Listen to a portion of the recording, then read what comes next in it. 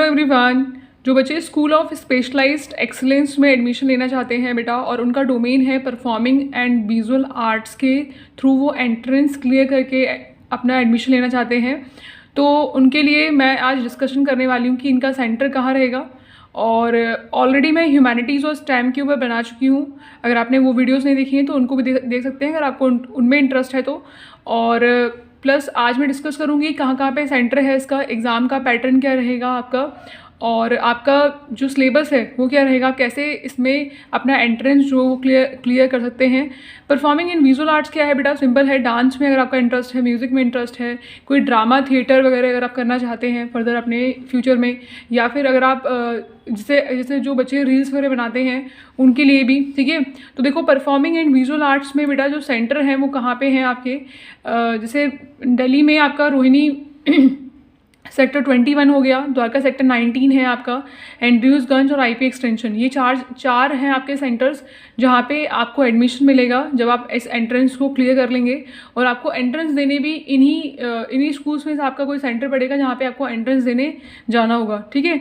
अब समझते हैं आप लोग इसका जो आपका जो सिलेबस है, सिलेबस को समझने से पहले हम एक चीज़ देख लेते हैं। यहाँ पे डोमेन जो है वो आपका परफॉर्मिंग एंड विजुअल आर्ट्स है। इसमें क्या क्या चीज़ें आपको सीखनी होंगी। अगर आप क्लास 9th में जाते हैं, क्लास 9th में अगर आप दे रहे हैं तो फर्स्ट जो आपका जो फाउंडेशन लर्निंग आपको कराई जाएगी जो कि सेम होगी। फर्स्ट 2 इयर्स आपको फाउंडेशन लर्निंग में लैंग्वेज पे, नेचुरल साइंस हो गया, सोशल साइंस हो गया, आपका मैथमेटिक्स, ये तो फाउंडेशन लर्निंग में रहेंगे सारे सब्जेक्ट्स। बट इन पे इतना ज़्यादा ध्यान दिया जाएगा, लेकिन जो आपके स्पेशलाइज्ड लर्निंग है उस पर ज़्यादा ध्यान दिया जाएगा। जैसे मान लीजिए आप लोगों को देखा जाएगा कि जो बच्चे हैं उनको 3 डिपार्टमेंट्स में बांटा जाएगा। जैसे म्यूज़िक से रिलेटेड हो गया, visual arts, film making, acting and media studies, ये सब चीज़ों पे ध्यान दिया जाएगा। और अगर आप मान लीजिए कोई इंस्ट्रूमेंट बजाते हैं like voice, Indian, sitar, tabla, ये है आपका वॉइस, वेस्टर्न गिटार हो गया, कीबोर्ड, पियानो, इन सब पे आपको आप पे रिहर्सल कराना, सिखाना, ठीक है। मास्टर क्लासेस वगैरह होंगी आपकी, इन सब पे ध्यान दिया जाएगा, ठीक है। एंड विजुअल आर्ट्स से रिलेटेड आपका जो ये हो गया 3D और 2D मतलब विजुअल आर्ट्स बनाना कैसे बनाते हैं बच्चे, ड्राइंग वगैरह जो होती है 3D एंड 2D, ठीक है। Film making, acting and acting media में आपका साउंड डिज़ाइन हो गया, डायरेक्शन, एडिटिंग, पोस्ट प्रोडक्शंस, ठीक है, सेट डिज़ाइंस, और आपका ये फिल्म को एनालाइज करना, हिस्ट्री, स्क्रीन राइटिंग हो गया, ठीक है, इस तरह से। तो अगर आप जिसमें भी आपका इंटरेस्ट होगा उसमें वो आपको स्पेशलाइज लर्निंग कराएंगे क्लास 9th एंड 10th में, ठीक है। उसके बाद में क्लास 11th एंड 12th में आपका जो फाउंडेशन है वो तो आपका फाउंडेशन लर्निंग में तो सेम है, आपका साइंस भी आप पढ़ेंगे, सोशल साइंस भी पढ़ेंगे आप, commerce such as history, psychology, economics, ये सब चीज़ें पढ़ेंगे आप लोग। लेकिन ये जो चीज़ें हैं वो माइनर तौर से रहेंगी। स्पेशलाइज जिसके लिए आपने डाला है फॉर्म उन पर ज़्यादा ध्यान दिया जाएगा। लाइक आपका म्यूज़िक में जो है, म्यूज़िक में आपको किस तरह से म्यूज़िक इंडस्ट्रीज़ में आप म्यूज़िक इंडस्ट्री को आप अंडरस्टैंड करेंगे, क्या है म्यूज़िक इंडस्ट्रीज़ के बारे में, और प्रोफेशन कैसा रहेगा, इंडस्ट्रीज प्रोफेशनल है ना, इंटर्नशिप वगैरह क्या क्या होंगी, ठीक है। उसके बाद में आपका वेस्टर्न एंड इंडियन म्यूज़िक पे ध्यान दिया जाएगा आपका म्यूज़िक में, ठीक है। विजुअल आर्ट्स में आपको जो चीज़ें हैं जैसे कि मान लीजिए आपका स्किल्स वगैरह जो डेवलप की जाएंगी विजुअल आर्ट्स से रिलेटेड, ठीक है। प्रोजेक्ट बेस्ड लर्निंग होगी, इंटर्नशिप, शैडो अपॉर्चुनिटीज़ वगैरह मिलेंगी आप लोगों को, ठीक है।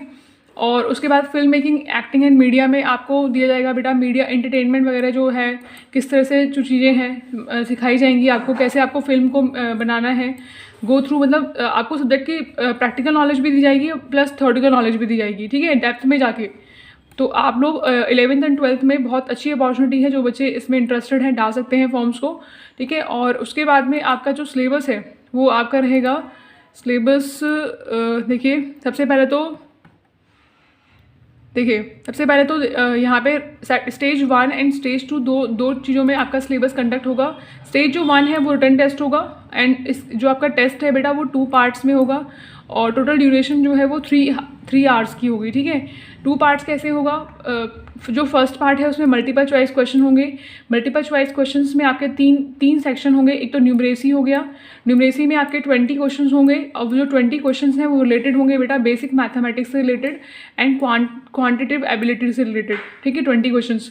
फिर उसके बाद में आपका लैंग्वेज लिटरेसी होगा 20 क्वेश्चंस, ठीक है। इसमें आपका basically reading and comprehension ability, मतलब आपको पैसेज वगैरह देकर उसको अंडरस्टैंड करके उनके आंसर्स वगैरह करने होंगे। फिर उसके बाद में आता है लॉजिकल रीजनिंग, जो जिसमें 20 क्वेश्चंस होंगे आपके पास में। इसमें आपकी बेसिक रीजनिंग आएगी और नॉन न्यूमेरिक लॉजिकल एबिलिटी, इनके ऊपर क्वेश्चंस आएंगे, ठीक है। उसके बाद में आपका सब्जेक्टिव क्वेश्चंस भी पूछे जाएंगे आपसे।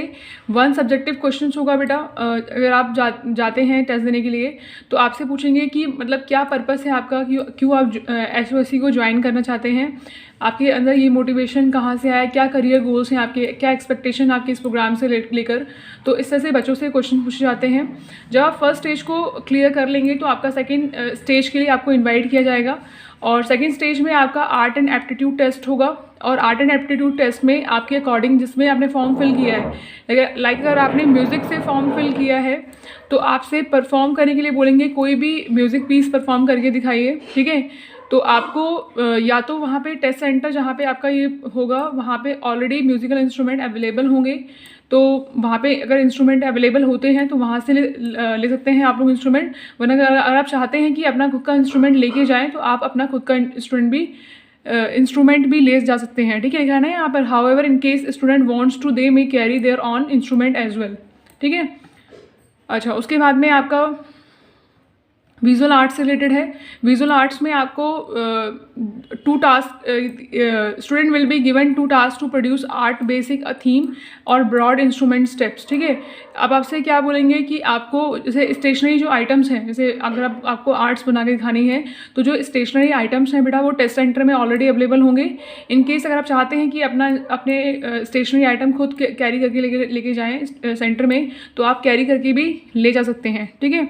अच्छा, उसके बाद में आपका film making and acting and media studies में क्या क्या है आपका, student will be given a task to produce a piece of original content. आपको ऑन द स्पॉट दिया जाएगा कोई कंटेंट बनाने के लिए, ठीक है। और आप मीडियम यूज़ कर सकते हैं बनाने के लिए अपना जो प्रोड्यूस करेंगे अपना आप ओरिजिनल कंटेंट, वो क्या मीडियम होगा। एक तो यूट्यूब के थ्रू, इंस्टाग्राम रील के थ्रू आप बना सकते हैं। ऑडियो, अगर आप ऑडियो को प्रोड्यूस कर रहे हैं तो पॉडकास्ट के थ्रू या वॉइस रिकॉर्डिंग के थ्रू बना के दिखा सकते हैं उन लोगों को।